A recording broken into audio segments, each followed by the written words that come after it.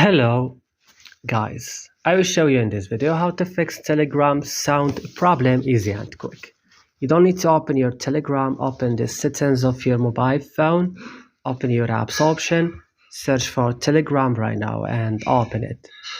Here you will find this list, open the storage, click clear cache, you need to back then, click force stop and click OK.